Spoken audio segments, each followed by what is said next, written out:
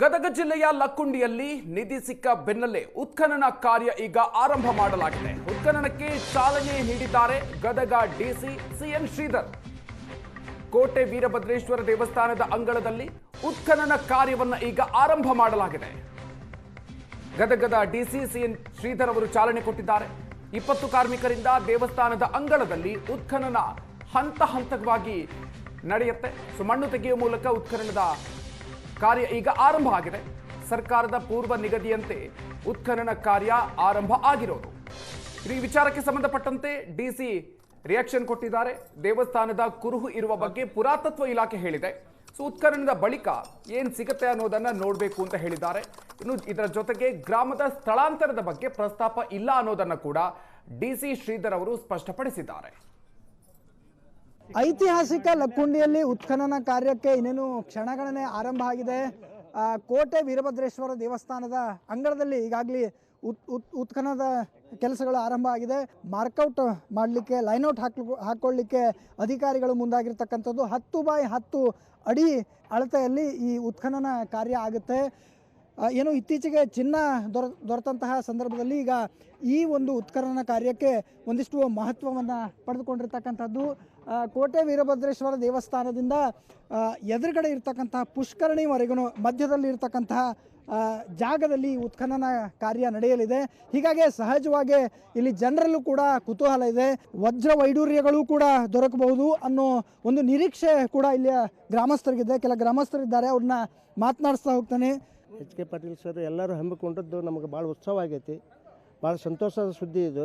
ಈ ಉತ್ಖನನ ಹಾಕತ್ತಲ್ಲ ಅದ್ರ ಬಗ್ಗೆ ನಮ್ಗೆ ಕುತೂಹಲ ಅಂತೂ ಐತಿ. ಕುತೂಹಲ ಐತೆ ಸರ್, ಕುತೂಹಲ ಐತೆ ಸರ್. ಏನು ನೀವು ನೋಡ್ದಂಗೆ ಏನೇನು ಊರಾಗ ಏನೇನು ಸಿಕ್ಕಿದ್ವು, ಇಲ್ಲಿ ಏನು ಸಿಗ್ಬೋದು ಅನಿಸ್ತದೆ? ಸಿಕ್ಕವು ಸರ್, ಸಾಕಷ್ಟು ಸಿಕ್ಕವು. ಆದ್ರೆ ಹಾಗ ಪಬ್ಲಿಕ್ ಮಾಡ್ಯಾರ ಹಾಗ ಮುಚ್ಚಿ ಬಕ್ಕಂದು ಹಾಕೊಂಡು ಹೋಗ್ಯಾರ. ಅದು ಭಗವಂತನ ಸೃಷ್ಟಿ ಒಳಗೆ ಈಗೇನೋ ನಡೆದೈತಿ, ನಡೆಸ್ರಿ. ನಮ್ಮ ಅಜ್ಜನ ಜಾತ್ರೆಗೆ ಏನೋ ಅನನುಕೂಲ ಮಾಡಬಾರ್ದಂತ ಮಾಡ್ರಿ ಅಂತ ನನ್ನ ಅಭಿಪ್ರಾಯ ಇಷ್ಟ. ಇದು ಗ್ರಾಮಸ್ಥರ ಮಾತು. ಅಂದರೆ 10ನೇ ಶತಮಾನದಿಂದ ನಿರಂತರವಾಗಿ 10, 11, 12ನೇ ಶತಮಾನದಲ್ಲೂ ಕೂಡ ರಾಜ್ಯರ ಆಳ್ವಿಕೆಯಲ್ಲಿ ಇದ್ದಂತಹ ಪ್ರದೇಶ ಆಗಿರೋದ್ರಿಂದ ಸಾಕಷ್ಟು ನಿರೀಕ್ಷೆ ಕೂಡ ಈ ಉತ್ಖನನ ಮೇಲಿದೆ.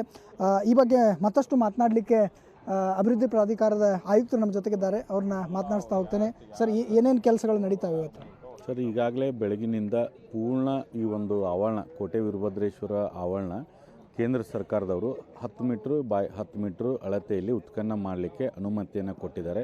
ಈ ಕೋಟೆ ವೀರಭದ್ರೇಶ್ವರ ದೇವಸ್ಥಾನ ಮತ್ತು ಸಿದ್ದರಬಾವಿ ಚಂದ್ರಮೌಳೇಶ್ವರ ದೇವಸ್ಥಾನದ ಒಂದು ಆವರಣದಲ್ಲಿ ಈ ಉತ್ಖನನ ಕಾರ್ಯ ಬೆಳಗಿನಿಂದ ಸ್ವಚ್ಛತಾ ಕಾರ್ಯ ಎಲ್ಲ ನಡೆದಿದೆ.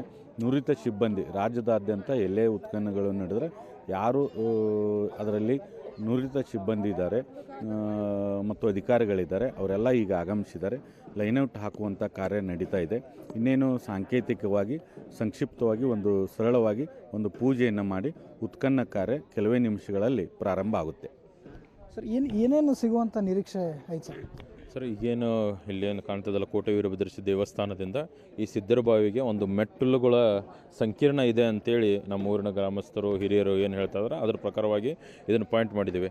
ಇಲ್ಲೇ ಸುತ್ತಮುತ್ತಲು ಒಂದು 50 ಮೀಟರ್ದಲ್ಲಿ ಅಚ್ಚಪ್ಪನ ಬೈಲು ಅಂದರೆ ಲೊಕ್ಕಿ ಗದ್ಯಾನ ಎನ್ನುವ ಒಂದು ನಾಣ್ಯವು ಆವಾಗ ರಾಷ್ಟ್ರಕೂಟರು ಮತ್ತು ಕಲ್ಯಾಣಚಾರ್ಯರ ಕಾಲದಲ್ಲಿ ಸಾಕಷ್ಟು ಚಲಾವಣೆ ಇತ್ತು. ಆ ಬಂಗಾರದಕ್ಕೆ ಅಚ್ಚಾಗಿ ಸಿಂಬಾಲ್ ಹಾಕುವಂಥ ಒಂದು ಟಂಕಶಾಲೆ ಕೂಡ ಈ ಸುತ್ತಮುತ್ತಲಲ್ಲಿ ಇತ್ತು ಅನ್ನೋದು ಒಂದು ಐತಿಹಾಸಿಕ ಕುರುಹು ಇರೋದರಿಂದ ಇಲ್ಲಿ ಐತಿಹಾಸಿಕ ಒಂದು ಮೆಟ್ಟಲ್ಗಳು ಸಿಗ್ಬೋದು, ವಜ್ರ ವೈಡೂರ್ಯ ಮುತ್ತು ರತ್ನಗಳು ಸಿಗ್ಬೋದು ಎನ್ನುವ ಒಂದು ಬಲವಾದ ನಂಬಿಕೆ ಇರೋದರಿಂದ ಉತ್ಖನನವನ್ನು ಪ್ರಾರಂಭ ಮಾಡಿದ್ದೀವಿ ಸರ್. ಇಲ್ಲಿಯ ಉತ್ಖನನ ಬಹಳಷ್ಟು ಮಹತ್ವವನ್ನು ಪಡೆದುಕೊಂಡಿದೆ. ಜೊತೆಗೆ ಸಾಕಷ್ಟು ವಜ್ರ ವೈಡೂರ್ಯ ಜೊತೆಗೆ ಪುರಾತತ್ವ ಅವಶೇಷಗಳು ಕೂಡ ಇಲ್ಲಿ ಸಿಗುವ ನಿರೀಕ್ಷೆ ಇದೆ ಅನ್ನೋ ಮಾತನ್ನು ಹೇಳ್ತಾ ಇದ್ದಾರೆ. ಗದಗದಿಂದ ಕ್ಯಾಮ್ರಾ ಪರ್ಸನ್ ರಾಜು ಜೊತೆ ಗಿರೀಶ್ ಕುಮಾರ್, ಏಷ್ಯಾನೆಟ್ ಸುವರ್ಣ ನ್ಯೂಸ್.